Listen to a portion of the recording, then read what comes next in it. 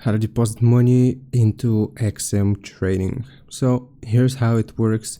You will need to sign into your account. Make sure you are on a real account and not a demo account here first. Once you have accessed your real account, then at the top right corner you should see this wallet. You want to click on the wallet itself and you will see deposit as the first option. Click on deposit and it is going to show you all of the available methods for deposit.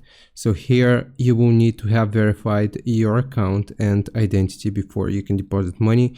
But you have deposit methods such as credit or debit cards, NetTeller, Skrill, international wire transfers, Apple Pay, and also Google Pay.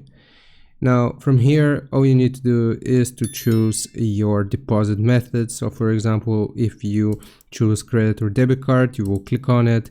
Then you will type the amount which you want to deposit. Next, you will have to type your card information. And this is going to vary depending on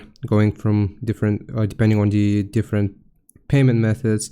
But basically, once you type your credit card information, if you chose credit or debit card, then that is gonna deposit the amount into your account as long as you have a verified account. I hope this helps. Leave a like and subscribe, and I'll see you next time.